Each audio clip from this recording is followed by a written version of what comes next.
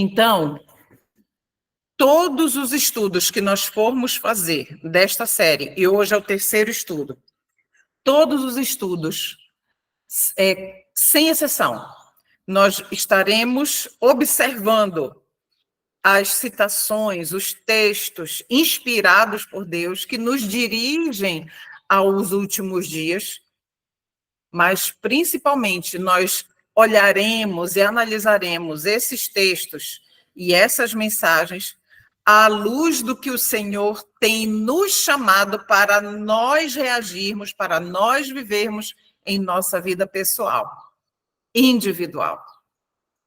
Nunca foi tão necessário que o povo de Deus compreendesse que é importante, sim, nós compreendermos, conhecermos profecias. Nunca foi tão necessário.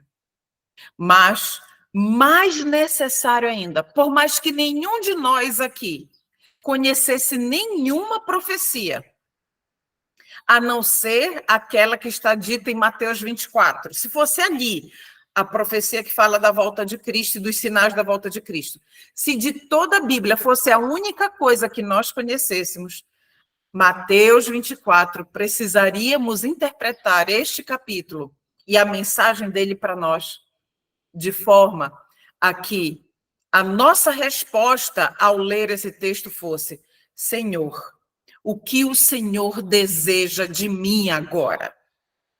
Esta é a palavra, é a frase, a pergunta que precisa estar nos orientando em todos os estudos. Senhor, eu terminei esse estudo, eu compreendi o que o Senhor deseja de mim, deseja me revelar, mas e agora? Qual é a minha parte? Me conduza, Senhor, me oriente, me ajude na minha caminhada com o Senhor, de forma que naquele grande dia eu esteja de pé diante do Senhor. Esse é o nosso alvo com esta série de estudos e com todos os estudos que nós viermos a fazer aqui. Então, eu queria convidar agora os irmãos para nós orarmos e pedirmos a bênção do Senhor para tudo que nós vamos conversar hoje. Hoje a gente vai conversar sobre muita coisa. Então, vamos orar? Graças te damos, bom Senhor, pelo privilégio que o Senhor nos dá de estarmos vivos neste dia, um dia de paz, um dia santo, um dia em que o Senhor separou para que estivéssemos totalmente em comunhão com o Senhor, sem nenhuma distração. Louvamos o teu nome porque um dia o Senhor nos resgatou. Não conhecíamos esta verdade, muitos de nós. E o Senhor nos resgatou e nos trouxe para a tua luz maravilhosa. Muitos de nós já são adventistas desde que nasceram e sempre conviveram com esse dia de forma especial. Mesmo a estes irmãos nossos, filhos, filhinhos do Senhor, mesmo a estes, continua enchendo o seu coração de contentamento por estar neste dia, por ter este dia para o encontro especial com o Senhor. Pai querido, vamos ler agora como necessitamos do Senhor, Pai, porque essa nossa mente, já deteriorada pelo pecado, Senhor, às vezes nos impede de compreendermos plenamente a tua revelação. Por isso, Pai Santo, humildemente eu te peço por mim e por cada um dos meus irmãos que estiverem assistindo ou acompanhando este estudo. Permita, Senhor Deus, que a nossa mente seja a mais ágil, a mais perspicaz, a mais ativa na compreensão de tudo que vamos ler. Sabemos que esse é o desejo do Senhor, que é algo que agrada o Senhor. Obrigada por nos ouvir desde já, em nome de Jesus. Amém. Então, meus irmãos, vou compartilhar aqui a tela para nós iniciarmos o nosso estudo de hoje.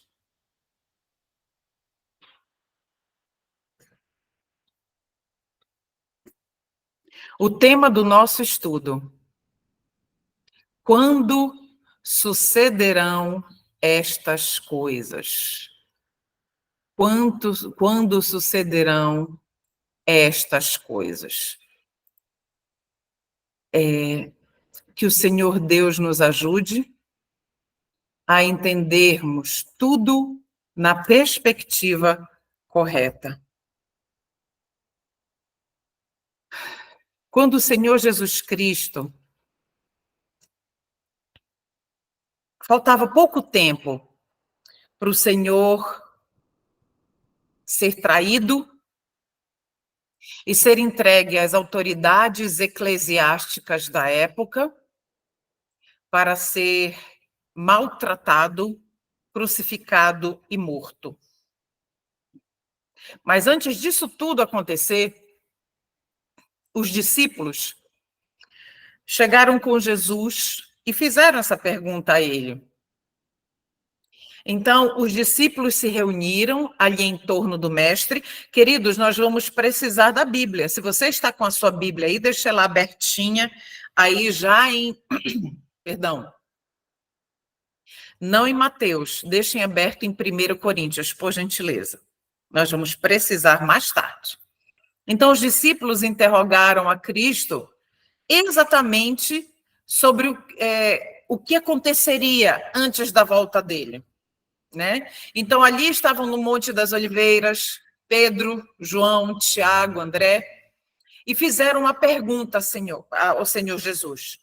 Dize-nos, quando serão estas coisas e que sinal haverá da tua vinda e do fim do mundo? Na verdade, eles fizeram mais de uma pergunta em uma pergunta só, né? E o Senhor Jesus Cristo, falando com eles, explicou-lhes quais seriam os sinais, né? Mas algo muito importante. E a serva do Senhor nos diz através deste texto aí, na tela de vocês. Houvesse desenrolado perante os discípulos os eventos futuros, segundo ele os via, e não teriam podido suportar esse espetáculo. Então, vamos pensar, antes da gente continuar no texto, vamos pensar como era a mente dos discípulos. A mente dos discípulos era uma mente que ainda não havia sido transformada totalmente pelo Espírito Santo. Jesus ainda estava com eles, o Consolador ainda não havia sido enviado, porque só viria o Consolador após a morte do Senhor Jesus Cristo. E se Jesus fosse contar exatamente tudo o que ia acontecer antes da sua segunda vinda, a mentezinha dos discípulos que ainda se encantava com o templo, lembra quando Jesus estava entrando ali na entrada triunfal?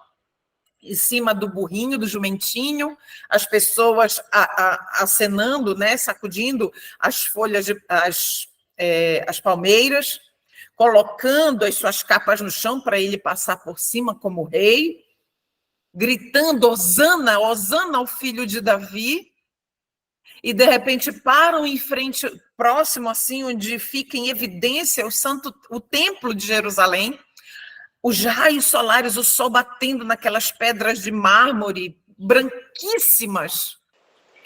E os discípulos chegam com ele, mestre, veja que beleza, veja isso, exaltando o templo. Olhe e perceba como era a mente dos discípulos. Ainda era uma mente encantada com o que é perecível. Ainda iludida com uma tradição do seu povo, que praticamente idolatrava um templo, e não o Deus que era adorado ali naquele templo. Então, se o texto daqui inspirado está nos dizendo que se Jesus tivesse apresentado exatamente o que ia estar acontecendo, olha, por exemplo, hoje, nós estamos na nossa sociedade, algo que estão tentando fazer, empurrar pela garganta abaixo de todo mundo, para que soe como normal, para que pareça tudo como uma parte da evolução social, ou revolução social, se alguém preferir.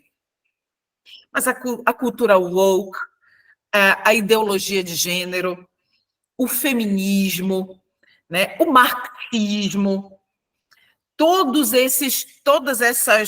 os avanços tecnológicos. Agora, estes dias, Elon Musk lançou o seu humanoide, que é algo assim que a gente fica... Se fosse algumas poucas décadas atrás, o que a gente visse isso, a gente pensava, isso daí é coisa só de filme, mas hoje é uma realidade. Então, se Cristo apresentasse tudo, as famílias deterioradas, tudo destruído, se ele apresentasse isso aos discípulos, eles não teriam suportado. Aí o texto continua, por misericórdia deles, Jesus misturou a descrição das duas grandes crises, deixando os discípulos a procurar por si mesmos a significação. Então, meus irmãos, duas grandes crises. Primeiro, a destruição de Jerusalém. Jesus disse que não ficaria pedra sobre pedra. E a segunda grande crise que antecederia a sua vinda. Então, algo que me chama muito a atenção nesse texto.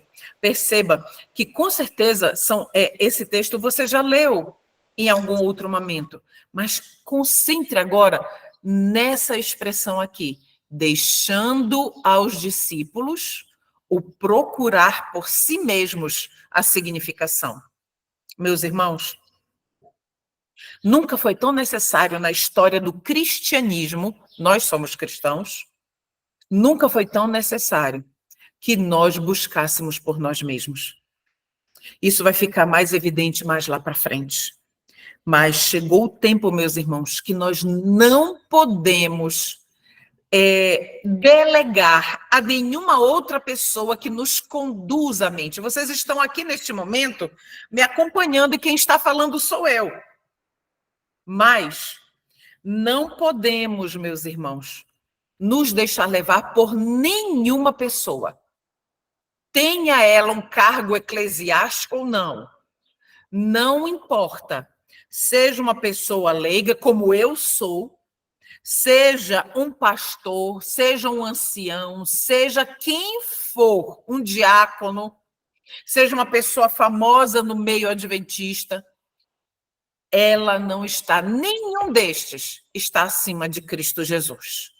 Busquem, como diz a serva do Senhor, busquem, procurem por si mesmos compreender a palavra de Deus. Então, o tempo da volta de Cristo, na verdade, eu deveria ter substituído, não é o tempo, é a data, é o dia, tá? Então, ignore esse tempo bem aí. O dia da volta de Cristo não é conhecido. Não é. O Senhor Deus não nos revelou. Agora sim, ó, o tempo exato, preciso, da vinda de nosso Senhor, diz a Bíblia, acha-se além do conhecimento dos mortais. Está além. E mais adiante nós vamos entender por quê. Ellen White nos fornece um exemplo prático que ela mesma conversou com o irmão a esse respeito. Então, o tempo exato da vinda de nosso Senhor, diz a Bíblia, acha-se além do conhecimento dos mortais. Mesmo os anjos que ministram aos que hão de ser herdeiros da salvação não sabem o dia nem a hora. Nem mesmo os anjos. Então, somente o Senhor Deus o sabe. Então, diante desse contexto que nós estamos aqui estudando, não devemos saber o tempo exato para o derramamento do Espírito Santo ou para a vinda de Cristo. Algumas palavras são bem incisivas. Não devemos. Então, o Senhor nos vedou. Nós não vamos saber o tempo exato para o derramamento do Espírito Santo, que é a chuva serôdia, que é semelhante ao que aconteceu no Pentecostes, E também não vamos saber o tempo exato para a vinda de Cristo. Aí vem a pergunta: por que Deus não nos deu este conhecimento? Você já parou para se perguntar a esse respeito? Por que o Senhor Deus não nos deu este conhecimento, principalmente da vinda de Cristo? Então, vamos entender, vamos analisar alguns dos motivos. Um deles, porque se o Senhor nos desse a conhecer o tempo exato da vida de Cristo, nós não faríamos correto uso dele. Não faríamos. Desse conhecimento, resultaria um estado de coisas entre o povo que ia fazer o quê? Retardar consideravelmente a obra de Deus, no sentido de preparar um povo que permaneça em pé no grande dia que está para vir. Então, meus irmãos, por que o Senhor Deus ainda não voltou? Por que Jesus ainda não voltou? Não é? Parábolas de Jesus, 69, nos dá a resposta. Diz lá, Cristo aguarda com fremente, assim, grandiosíssimo desejo. Então, Cristo aguarda com fremente desejo a manifestação de si mesmo, ou seja, do seu caráter em seu povo. Quando o caráter de Cristo reproduzir fielmente em seu povo, então ele virá reclamá-lo como seus. Entende? Então, o Senhor Deus está esperando este momento. Para que este momento ocorra, há necessidade de ocorrer um preparo. Se não houver preparo, sabe o que acontece, meus irmãos? Se não houver preparo, não há segunda vinda. Então, se nós sabemos o tempo exato, olha só como é a mente humana. Se nós sabemos o tempo exato, aqui, ó, é aqui que o Senhor Jesus Cristo vai voltar, este período que antecede, o período de preparação, ele vai ser retardado. Por quê? Porque nós temos a tendência de sermos carnais. Nós somos, desde que o pecado entrou no mundo, a nossa carne entrou no mundo, e quando nós fomos resgatados por Cristo, por meio da rendição da nossa vida, por meio do batismo, da conversão, a carne, que era antes quem nos dominava, começa a combater agora com a nossa natureza espiritual. Então, a natureza carnal, ela sempre luta pela supremacia. E a natureza espiritual está todo o tempo resistindo, tentando sufocar a natureza carnal. Então, se nós sabemos o tempo exato da vinda de Cristo, a natureza carnal ela vai se aproveitar disso, vai tentar se aproveitar disso. E isso vai o quê? Pode retardar a obra de Deus no sentido de preparar um povo para ficar de pé na volta de Cristo. E a serva do Senhor continua nos dizendo: não devemos viver ansiosos quanto ao tempo. Não nos cabe. O que nós precisamos ter consciência e preocupação tremenda é o hoje, o agora.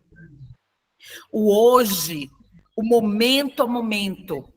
O dia de hoje é o que o Senhor Deus nos dá.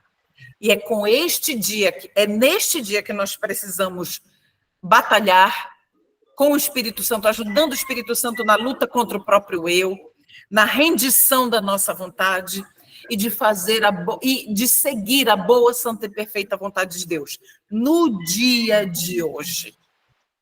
Então, o tempo exato da segunda vinda do Filho do Homem é um mistério de Deus. Deuteronômio 29 nos diz que as coisas reveladas são para nós, mas as que não são reveladas é para Deus, é para o Senhor. Então, este tempo exato que nós estamos falando a respeito dele, este tempo exato é um mistério do Senhor Deus. E nós sabemos, pelos estudos, como adventistas do sétimo dia, nós sabemos pelos estudos bíblicos que nenhuma profecia de tempo foi dada além de 1844. Sabemos disso, né? Então, inclusive, Daniel 8,14 é a maior profecia de tempo, é a última profecia de tempo, na verdade, e a maior de todas. Então, o que nós lemos ali em Apocalipse 10:6? Algumas versões dizem já não haverá mais demora, outras já não haverá mais tempo, outras versões. Mas tanto a palavra demora quanto a palavra tempo, elas provêm da mesma raiz grega, que quer dizer cronos, tempo. Então, entre 1844 até a volta de Jesus, nós não temos mais nenhuma profecia de tempo. Nós sabemos desse respeito, né? E qual tem sido a minha e a sua posição? A nossa posição tem sido a de esperar e vigiar, sem proclamações de algum tempo para interpor-se entre o fim dos períodos proféticos em 1844 e o tempo da vinda de nosso Senhor. A gente sabe que de 1844 ali, essa profecia de tempo, até 2.300 tardes e manhãs, e o santuário será purificado. Então, a gente tem ali o mês de outubro de 1884, onde essa profecia, ela tem o seu marco, ela ocorre, se cumpre naquele mês e naquele ano. Então, a nossa posição, a partir da compreensão desta profecia de tempo, de Daniel 8,14, qual tem sido o que o Senhor Deus espera de nós? Aguardar e vigiar. Mas não é um aguardar inerte, sem nada fazer. É um aguardar ativo. O que seria um aguardar ativo? É um aguardar ansioso, movido pela ansiedade, não no aspecto negativo, movido pelo desejo, seria melhor essa palavra, movido pelo desejo de encontrar o Salvador. E à medida que nós percebemos que é um anelo do nosso coração encontrarmos com o Salvador, nós, ao mesmo tempo, nós vamos percebendo que nós não podemos encontrar com o Salvador da forma como estamos. Não podemos. E isso deve motivar em nós outras decisões, como, por exemplo, o que farei para herdar a vida eterna? A perguntar para o Senhor Jesus em oração. Senhor, o que farei para herdar a vida eterna? Senhor, o que eu tenho feito que te desagrada? Senhor, o que eu preciso fazer para morar com o Senhor eternamente? Senhor, como eu devo me preparar? E o Senhor, a partir do momento em que nós apresentamos ao Senhor um coração disposto, é tudo que Ele precisa, um coração disposto. A partir do momento em que nós apresentamos, oferecemos, Senhor, aqui está o meu coração, ele tem liberdade, ele tem permissão dada por nós para poder moldar esse coração e transformá-lo no coração de carne. Então, Ellen White, ela esperava a volta de Cristo em seu tempo, e ela fez algumas declarações bem fortes, porque ela estava convicta, ela tinha essa esperança tão forte, ardendo em seu coração, que ela fez algumas declarações como consequência da sua crença, da sua fé de que Jesus voltaria no tempo dela. Então, Paulo teve a mesma experiência que Ellen White teve. Você está com a sua Bíblia aí? Poderia abrir, por gentileza, em 1 Tessalonicenses? 1 Tessalonicenses, capítulo 4, verso 17.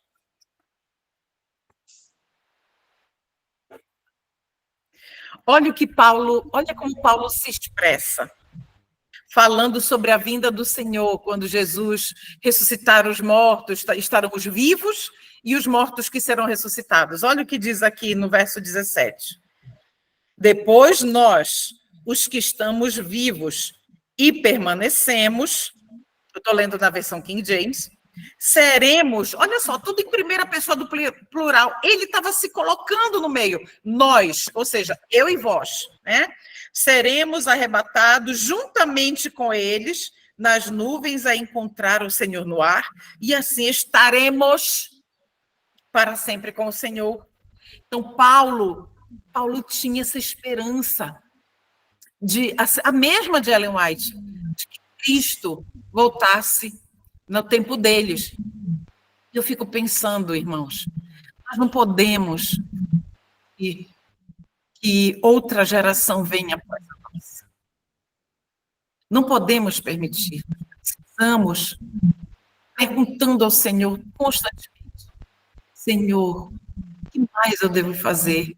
Isso me transforma. Eu quero ser feliz por amor. Eu não quero fazer nada porque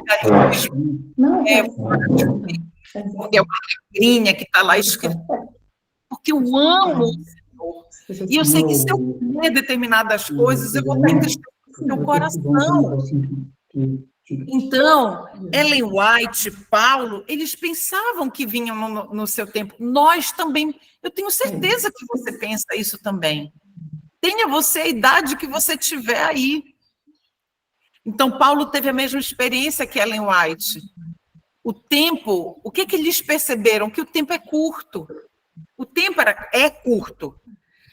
E, devido o tempo ser curto, nós devemos, eu e você, nós devemos trabalhar com diligência e redobrada energia. A principal obra, meus irmãos, algo que eu aprendi recentemente de Jesus, é que, às vezes, a gente se preocupa muito com a nossa própria salvação. Na verdade, o nosso foco, a nossa maior preocupação tem que ser com nós, em nós sermos instrumentos de salvação de outros nas mãos do Senhor. Porque quando nós estamos nas mãos de Deus, ali, no melhor lugar do mundo, que é nas mãos do Senhor, e Ele pode nos usar, para a salvação de almas. Você já orou ao Senhor dizendo assim, Senhor, dá-me almas, dá-me almas. Você já orou? Não somente as almas da sua família, mas dar-me almas. Meus irmãos, nós precisamos ser instrumentos de salvação, porque a partir do momento em que o Senhor nos usa para a salvação de almas, Ele automaticamente estará trabalhando na nossa própria salvação, porque é impossível, a não ser que seja muito legalismo, né? Muito farisaísmo. Você está querendo fazer algo, mas por dentro, tipo aquele ditado, por fora, bela viola, por dentro, pão bolorento. Né? Então, eu não creio que este seja o caso, mas eu tenho certeza que existe, tanto que o Senhor Jesus chamou os fariseus de hipócritas, né? Mas, quando nós nos dispomos a sermos instrumentos de salvação nas mãos do Senhor, Ele vai cuidar da nossa salvação. Então, a nossa salvação é o que nós menos precisamos nos preocupar. Mas o tempo é curto. Nós não podemos... Sabe por quê, meus irmãos, o tempo é curto? Lembra naquele trecho, acho que não sei se é na primeira ou na segunda carta de Pedro, que diz assim, vou parafrasear, há tanto tempo falando na volta de Cristo, fala-se, ele até hoje não veio. Então, o Senhor Deus não veio até o momento, como é que Pedro... Ele não quer que nenhum se perca, ele ainda está dando oportunidade, e ele também precisa, ele espera um povo em específico. É sua esposa? Não. Quem que é? O nosso tempo de vida, como diz as Sagradas Escrituras, são 70 anos. No máximo, estourando 120 anos, algumas almas 120 anos, não é? Então... Irmão da Receita Vegetariana, por favor, desligue o microfone. Os filhos, a serva do Senhor, nos diz assim, nossos filhos talvez nunca ingressem na faculdade. nossos filhos talvez nunca ingressem na faculdade. Então, olha essa afirmação da serva do Senhor. Ela afirmou isso exatamente devido à sua crença no breve retorno de Cristo, no tempo dela ainda. Então, ela também disse que não era prudente ter filhos agora. Quando que ela disse isso? Na carta 48, está aí, carta 48, 1876. Então, o tempo é curto, os perigos dos últimos dias estão sobre nós. Era isso, essa era a linha de raciocínio. O tempo é curto, os perigos dos últimos dias estão sobre nós, as crianças, em grande parte, serão levadas antes disso. Muitas pessoas têm perguntado assim, perguntado a mim, em conversas, uns com os outros, se este era o tempo de ter filhos. Olha, irmãos, assim, essa é uma decisão realmente de cada família. Mas chegou o tempo em que ter filhos não é mais é o desejo do meu coração. Por quê? Por quê que é o desejo do seu coração? É para a honra e glória do nome de Cristo? Ou é para um desejo egoísta, de satisfação de um sentimento? Por que eu estou falando isso? Porque, meus irmãos, eu tenho um ministério educacional, uma Plano A Homeschooling. É um ministério de apoio a famílias que educam crianças e adolescentes no lar. E vocês não têm ideia da quantidade de mães, famílias que estão sendo perseguidas por educar seus filhos no lar. E não vai melhorar. Não vai. Eu estava conversando com uma irmã no fim de semana passado, exatamente sobre esse tema de ter filhos. E eu disse a ela o seguinte: este é um pensamento meu, uma análise que eu fiz. Muitos pais que idolatram seus filhos, que têm um amor idólatra pelos filhos, e não conseguirem, por algum motivo, não saíram da cidade enquanto havia tempo para sair da cidade de forma planejada, de forma organizada, de forma que houvesse realmente uma preparação. Muitos pais não suportarão ver os seus filhos padecendo fome e outras necessidades mais, não suportarão e aceitarão a marca da besta justamente para que seus filhos não padeçam. Você já pensou nisso? Esse é apenas um dos motivos. Hoje, por exemplo, muitas mamães, eu estou falando num contexto de um povo que tem luz, é apenas para nós refletirmos. Eu não estou dizendo é para ter filhos, não é porque eu não tenho poder para isso. Quem tem o poder de decisão é a família, o casal.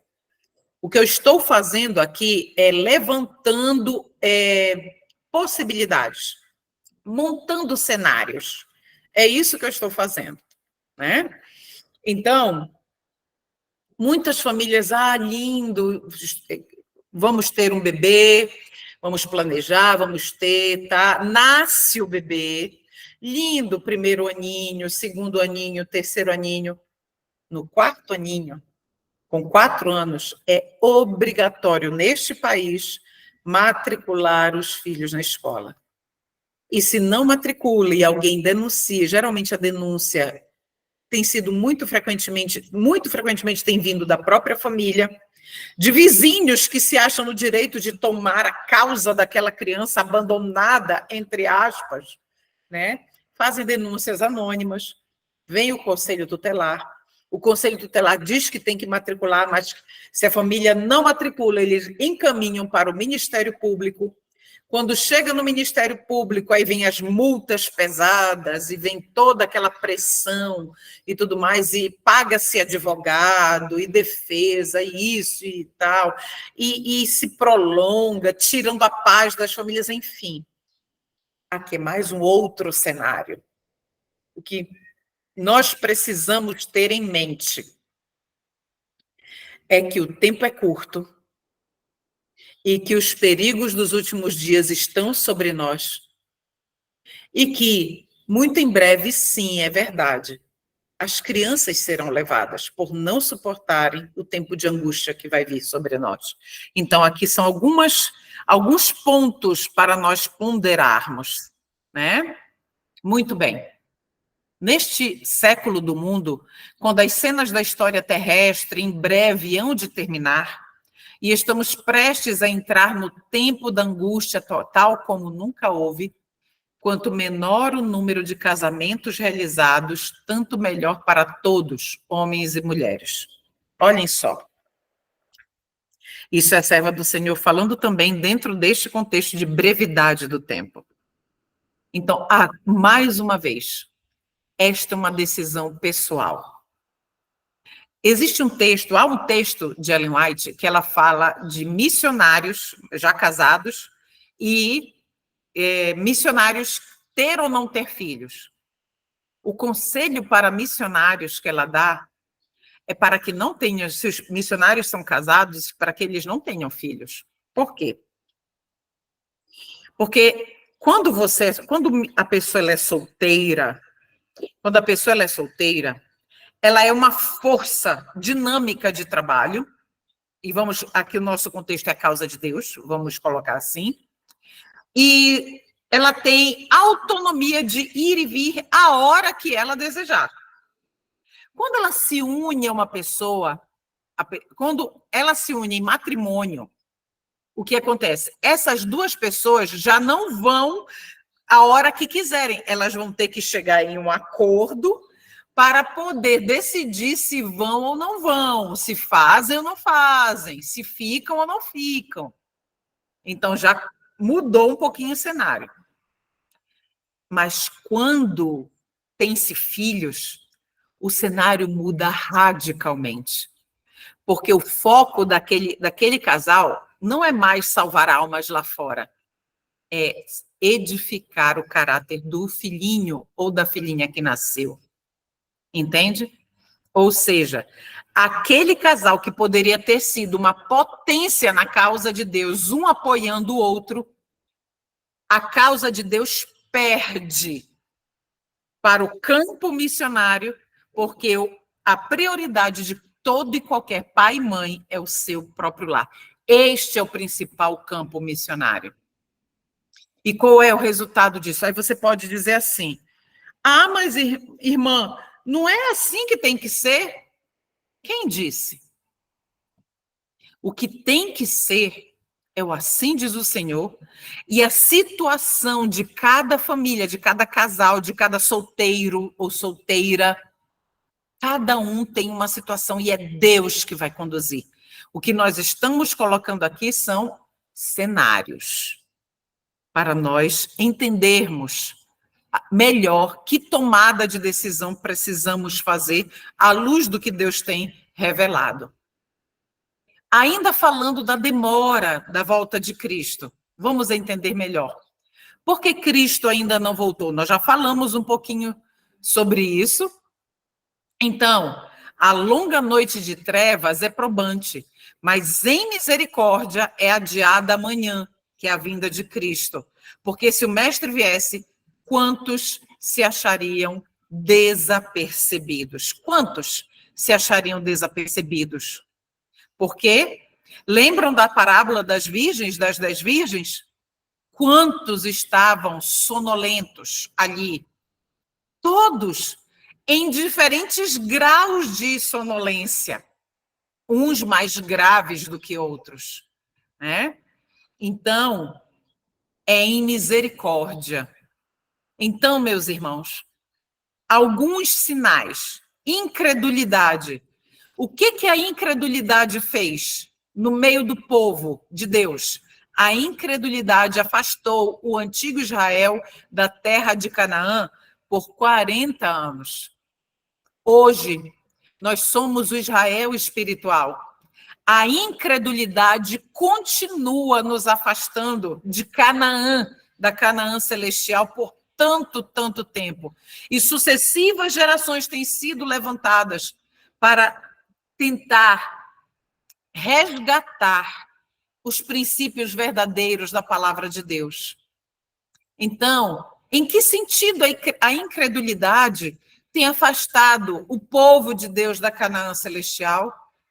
Meus irmãos, a palavra de Deus, ela nos afirma tudo o que Deus pode fazer em nós, por nós, se vivermos com Cristo Jesus, se permitirmos que Cristo habite em nós, se caminharmos com Cristo como Enoque caminhou com Cristo. Mas nós descremos disso, do que a Bíblia nos diz, e vivemos como se as afirmações das Santas Escrituras não fossem uma realidade, não pudessem ser uma realidade na nossa própria vida. E assim o tempo vai passando e nós continuamos aqui no deserto. Murmuração, meus irmãos, também explica o porquê da demora. A murmuração também retardou a entrada do Israel moderno, retardou e tem retardado a entrada do Israel moderno na Canaã celestial. Murmuração. Vou dar um exemplo prático. Em muitos templos adventistas do sétimo dia, nós vemos uma adoração já corrompida. E eu não estou sendo maledicente, eu não estou falando nada que todos nós possamos confirmar. Ou é uma adoração defeituosa em termos das músicas, uma adoração defeituosa em termos dos eventos que são promovidos dentro do templo santo do Senhor. E nós somos levados a quê? Na nossa indignação de ver como é que pode, começamos a murmurar. E damos margem, irmãos, muito cuidado. Artimanha do Satanás. Nós damos margem ao espírito de crítica. E começamos a construir todo o nosso raciocínio, a nossa insatisfação. A nossa insatisfação começa a criar raízes e se transforma não mais em satisfação, mas em murmuração. E murmuração é pecado. Então, a murmuração, ela leva o nosso coração a se endurecer e abre, é uma cunhazinha de entrada para Satanás, aqui, ó, no nosso coração. E rebelião. Também a rebelião, ela explica a demora. Em que sentido? A rebelião dos israelitas os excluiu da terra prometida. A rebelião no seguinte sentido: quantos púlpitos têm sido negados de fiéis adventistas do sétimo dia que vão ali, sobem ali naquele púlpito para compartilhar aspectos da palavra de Deus que ferem o eu egoísta, mas que são necessários para nos sacudir do nosso estado de letargia.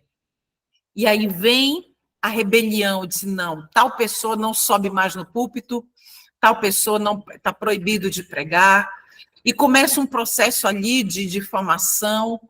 E o grande risco é que a própria pessoa que é vítima desse processo de difamação, que ela se volte contra aqueles que estão lhe fazendo este mal, lhe causando lhe tratando de forma injusta. O Senhor Deus diz para nós o quê? Minha é a vingança. É dele, não é nossa. Então, incredulidade, murmuração, rebelião são aspectos que explicam também o porquê da demora do Senhor Jesus Cristo. Estes aspectos aqui levam, sabe, a qual outro aspecto, meus irmãos? A desunião, a falta de unidade a desconfiança dos irmãos, pesarmos nossos irmãos nas nossas balanças humanas totalmente falíveis e corrompidas, porque a minha e a sua balança não são balanças de justiça. A balança de justiça é unicamente do Senhor Deus. Incredulidade, rebelião, murmuração tem contribuído para a demora do retorno de Cristo. Mas o que é importante é que em nenhum dos casos houve falta da parte das promessas de Deus. Aqui, até momento, sempre a falta é da parte do ser humano, nunca das promessas. Então, resumindo aqui, olha, nós temos incredulidade. O que tem nos prendido neste deserto de mundo terrível? Incredulidade, mundanismo, falta de consagração. Isso é terrível. A falta de consagração nada mais é do que insubmissão, não rendição do coração. É o eu no trono e não Cristo no trono. Isso é falta de consagração. E principalmente, irmãos do céu, que terrível, contenda entre irmãos. Contenda entre irmãos. Queridos, não é porque você pensa diferente de mim que nós precisamos ter um embate. A divergência de pensamentos, ela é saudável quando são dois pensamentos que provêm de pessoas humildes, que estão ali conversando, estão ali trocando informações, tentando compreender os princípios. Mas o orgulho tem feito com que muitos de nós rejeitem. E eu não estou falando aqui de heresias, tudo bem? Eu estou falando de temas que não são muito claros, mas temas que estão perfeitamente esclarecidos na palavra de Deus. Isso não entra aqui nesse aspecto que nós estamos conversando. Mas quando existe um coração desejoso de fazer humildemente a vontade de Deus, primeiro, nossa primeira atitude é de oração. Senhor, é um erro, há erro, é verdade, revela-me, Senhor. Esse é o coração sincero e disposto. Mas o coração orgulhoso parte para o embate. E não só parte para o embate, ele não quer ir sozinho, ele quer que outros que pensem semelhante a ele partam para o embate junto com ele. Contenda entre irmãos. É isso também que tem nos prendido aqui. A contenda entre o professo povo de Deus nos tem detido neste mundo de pecado e dor por tantos anos. Não podemos brigar. Não podemos contender. As promessas de Deus, elas são condicionais. Totalmente, 100% das promessas de Deus, elas se fundamentam numa condição, a condição da obediência. Já pensou se o Senhor Deus dissesse assim, que ele viria para nos buscar, independente de como nós estivéssemos? Ele virá para nos buscar. Mas existem condições para nós irmos para o céu. Então, essa promessa de vir nos buscar, ela tem condições. Ou seja, elas são condicionais. É só um exemplo. Mas todas as promessas bíblicas são condicionais. Verdade é que o tempo se tem prolongado além do que esperávamos nos primitivos dias desta mensagem. Nosso Salvador não apareceu tão breve como esperávamos, Ellen White falando. Falhou, porém, a palavra de Deus? Absolutamente. Cumpre lembrar que as promessas e as ameaças de Deus são igualmente condicionais. Lembra quando o Senhor disse para Moisés, Moisés, eu vou destruir esse povo, vou fazer uma outra nação de ti, e tudo mais. E Moisés, não, Senhor, e se ajoelhava e chorava, intercedia pelo povo. O que dirão do teu nome, Senhor? As nações vão falar do teu nome, dizer que o Senhor, enfim, entende? Lembram dessa situação? E aí o Senhor, quando via que o povo se arrependia e voltava, o Senhor também se arrependia do mal que ele faria àquele povo, não é? Então, tanto as promessas quanto as ameaças, elas são condicionais. Então, você está aí com a sua Bíblia? Vamos abrir em 2 Pedro, por gentileza? 2 Pedro, capítulo 3, 2 Pedro, capítulo 3, verso 12.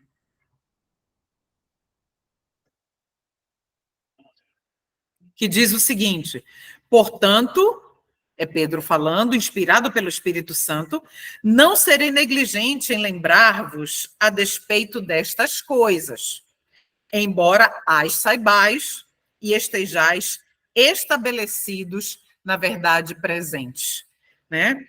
Acho que eu estou no... Não, é isso mesmo. Então, meus irmãos, nós estamos estabelecidos na verdade presente e esta verdade também, o que faz parte da verdade para o nosso tempo? Que nós precisamos aguardar e apressar a vinda de Deus. Nós precisamos aguardar e apressar. Estamos aguardando, lembra que nós falamos sobre aguardar de forma ativa, sempre ali buscando saber qual é a vontade de Cristo para nós? E desta forma, apressando também em testemunho, levando a verdade para as outras pessoas, nós estamos apressando a vinda de Cristo, porque outros mais serão despertos. E qual seria a nossa responsabilidade?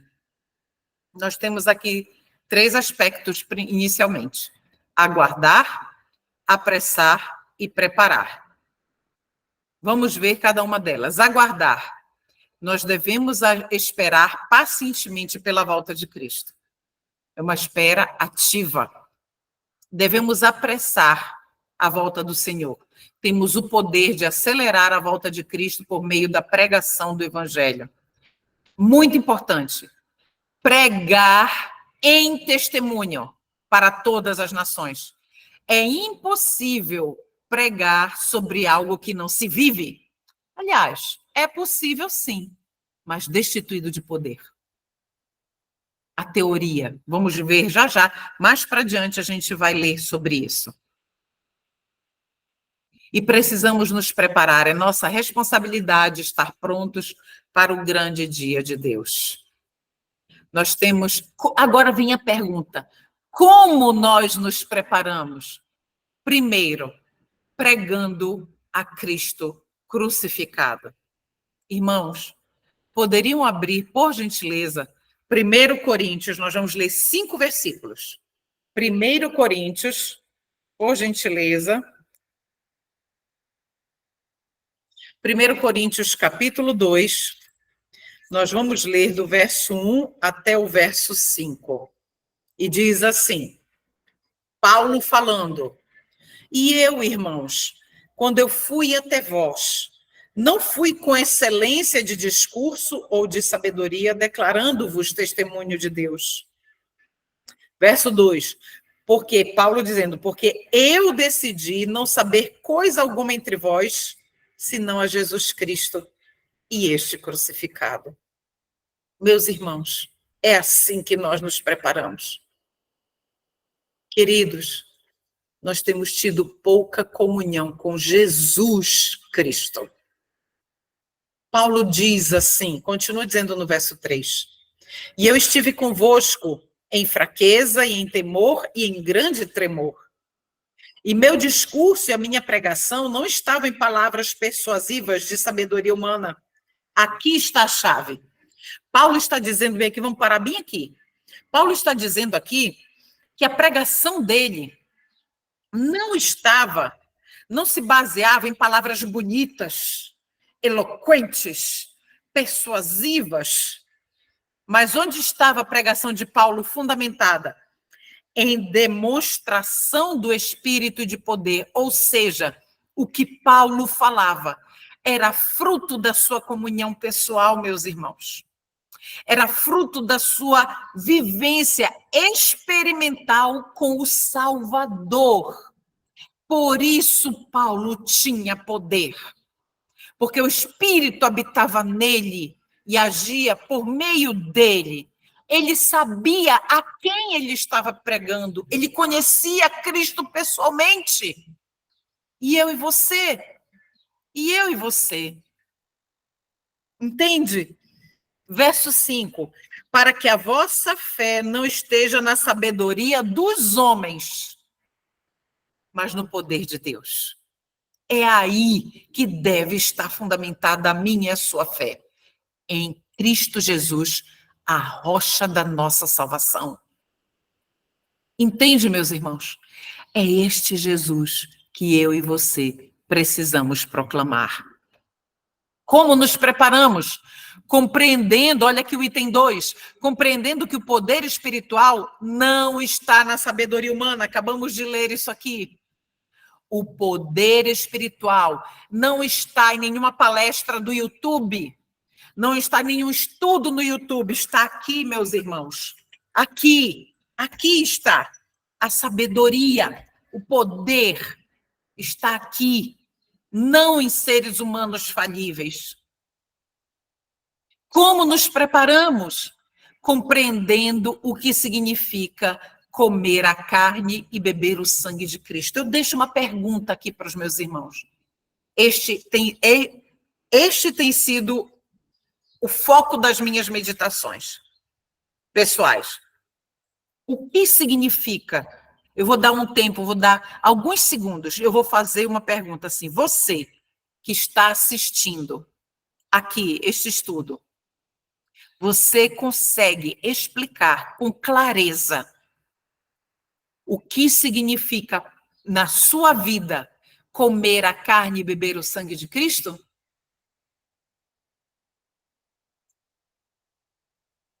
Vamos ler juntos o que significa isso?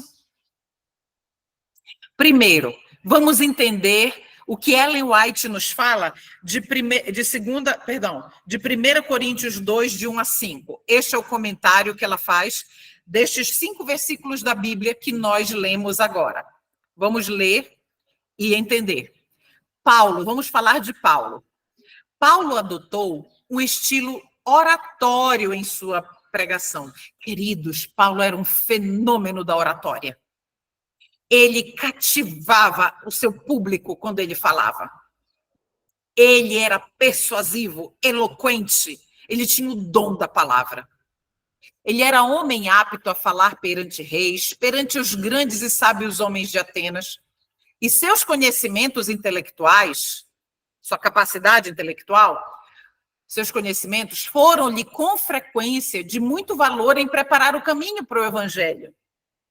Assim, procurou proceder. Quando ele foi em Atenas, ele procurou proceder dessa mesma forma, por meio da sua eloquência, da sua oratória. Enfrentou lá eloquência com eloquência, filosofia com filosofia e lógica com lógica. Mas, olha o mais, esse mais para Paulo foi tremendo, mas não alcançou o êxito que havia esperado. Sua avaliação posterior, olha só, ele não alcançou o êxito. Coloca o dedinho aí onde a gente parou. Ele não alcançou o êxito. Então, Paulo, depois, ele foi fazer uma autoanálise. Deixa eu colocar a Bíblia aqui. Paulo, depois, foi fazer uma autoanálise. Por que ele foi se autoanalisar? Por que não, nos outros campos missionários, tantos e tantos se convertiam, mas por que em Atenas eu não conseguiria, eu não consegui isso. O resultado foi diferente, não foi conforme eu esperava. Olha agora o texto. Sua avaliação posterior o levou a compreender, olha o que ele compreendeu, depois dessa análise, essa avaliação posterior, que havia algo que precisava e que estava acima da sabedoria humana. O que Paulo precisava e que estava acima da sabedoria humana? Ele percebeu isso, meus irmãos, ele percebeu. Quem lhe ensinou? O texto continua. Deus lhe ensinou que ele precisava receber algo superior à sabedoria do mundo, a sabedoria de Atenas, lógica com lógica, filosofia com filosofia, eloquência com eloquência. Essa é a sabedoria do mundo, meus irmãos. Mas aí, como é que o texto continua? Olha o que Paulo entendeu de Deus, foi ensinado por Deus.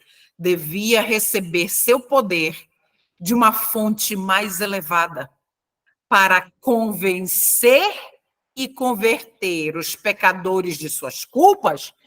O Espírito de Deus teria de participar do trabalho de Paulo e santificar toda atividade espiritual. Para convencer e converter os pecadores de suas culpas, o Espírito de Deus teria de participar do trabalho da Cleuma, do trabalho de, coloque o seu nome, o trabalho de santificar toda atividade espiritual. Era o Espírito, era a obra movida pelo Espírito de Deus. Aí vem a última parte. Paulo compreendeu que ele precisava comer a carne e beber o sangue do Filho de Deus. Aí eu pergunto a você, meu irmão e minha irmã, o que significa comer a carne e beber o sangue de Cristo? O que significa? Você saberia responder? Vamos ver o que o Senhor Deus nos diz por meio de sua serva no livro Desejado de Todas as Nações. Um dos maiores livros, é o maior livro, se não o maior livro de todos os tempos, que exalta Cristo de capa a capa. O Desejado de Todas as Nações, página 269. Vamos entender agora? Não esqueça mais. Comer a carne e beber o sangue de Cristo é recebê-lo como Salvador, não da humanidade, Salvador pessoal da Cleuma, crendo que ele perdoa os nossos pecados e nele estamos completos, não precisamos de mais nada, tudo em Cristo. É contemplando o seu amor, detendo-nos sobre ele, sobre o amor de Cristo, sorvendo, ou seja, recebendo o amor de Jesus, é que nos havemos de tornar participantes da sua natureza. Estão entendendo o que significa comer a carne e beber o sangue de Cristo? O que a comida, olha essa parte em amarelo aí. O que a comida é para o corpo, deve ser Cristo para a alma. Vamos aqui analisar. Você já passou algum dia, já aconteceu isso com você, de você dizer assim, não, eu não vou tomar o de jejum, eu vou só almoçar, ou fazer um período prolongado de jejum, entre a minha refeição no dia anterior até a hora do almoço, por exemplo. Você já prestou atenção que quando você senta para comer aquele almoço, é diferente, totalmente diferente de quando você vai fazer aquela refeição num dia como outro qualquer, em que você tomou de jejum, passou as 5 horas, e aí você vai fazer a sua próxima refeição? Quando a gente vai fazer mais tarde, passou do horário, aquela refeição depois de um jejum, a gente vai fazendo aquela refeição, assim, parece que a gente vai, o gosto é diferente, e a gente tem até o desejo que não acabe mais, que não acabe, já está acabando. O que a comida é para o corpo, deve ser Cristo para a alma. É assim que tem que ser Jesus para mim e para você. O texto continua. O alimento não nos aproveita se o não ingerirmos. Se o prato de comida está ali, de nada ele me aproveita, ele está longe de mim, eu não tenho acesso a ele. Eu consigo analisar, bom, eu consigo descrever o que tem ali no prato. Ali naquele prato tem uma porçãozinha de arroz, feijão, tem ali um assadinho, ou então tem um grão de bico, proteína. Amo grão de bico. E uma saladinha ali com um molho especial. Ai, que prato bonito! Não é lindo aquele prato? Você não acha ele lindo? Mas eu estou descrevendo ele externamente. Eu não estou interagindo com ele. Ele não está fazendo parte de mim ao ingeri-lo. Então ele de nada me vale. É apenas um prato de comida ali. Da mesma maneira, Cristo fica sem valor para nós se o não conhecemos como Salvador, como pessoal. Um conhecimento teórico não nos fará bem nenhum. Saber que Cristo é o Salvador, é o Filho de Deus, veio aqui, veio como bebezinho, ele foi concebido pelo Espírito Santo, ele cresceu criado por José e Maria, e ele, aos 30 anos, nós podemos saber toda a trajetória de Cristo, mas um conhecimento teórico de Cristo não nos fará bem nenhum. Nós precisamos, olha o que o texto diz, inspirado, é Deus falando. Precisamos alimentar-nos dele, recebê-lo no coração, de modo que a vida dele se torne a nossa vida. Seu amor, sua graça devem ser assimilados por nós. E, queridos, isso só é possível, sabe como?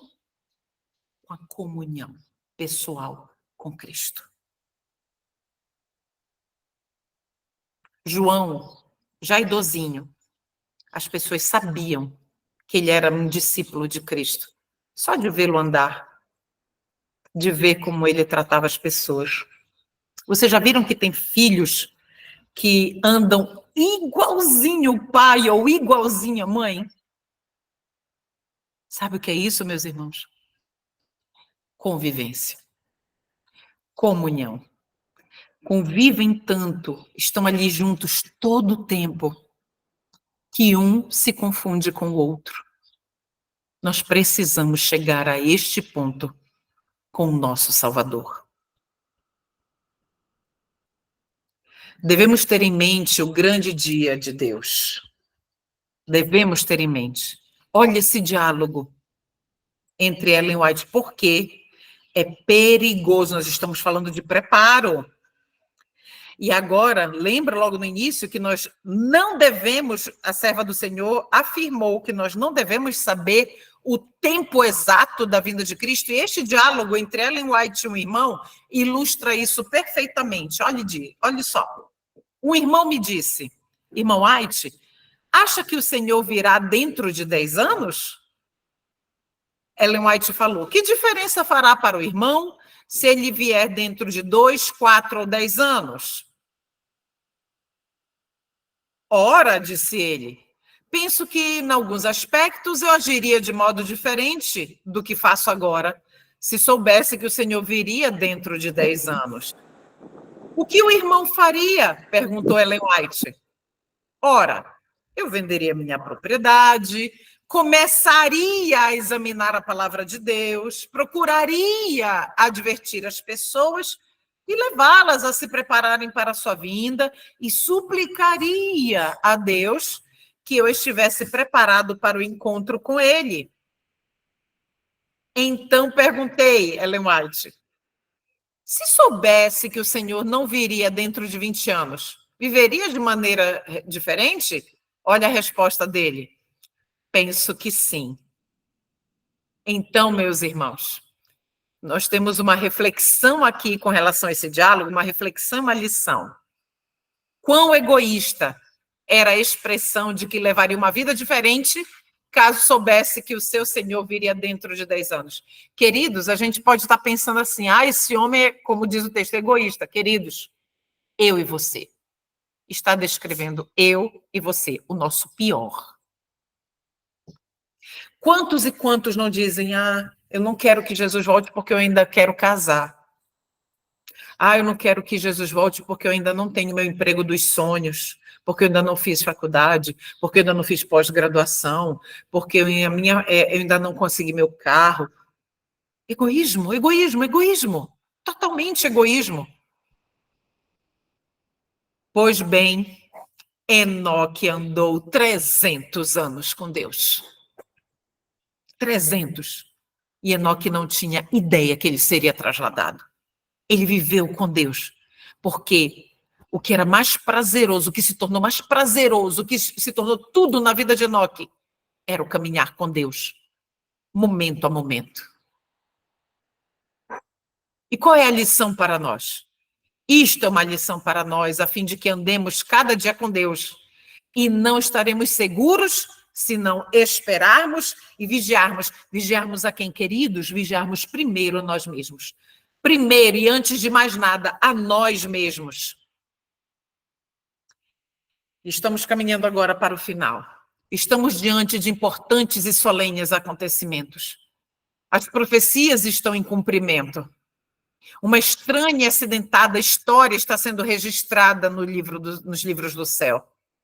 Tudo em nosso mundo se mostra em estado de agitação. Há guerras e rumores de guerras. Nós estamos vendo tudo isso. As nações estão iradas, estamos vendo também. E é chegado o tempo dos mortos serem julgados. Nós já estamos nesse tempo. Os acontecimentos se sucedem, alternando-se e apressando o dia de Deus, que está muito próximo. Só nos resta, por assim dizer, um pequeno instante. Embora a nação esteja se levantando contra a nação e reino contra reino, não se desencadeou ainda um conflito geral. Perceberam que o conflito geral parece... Eu não sei se vocês acompanham geopolítica. Acompanhem, meus irmãos, estejam atentos.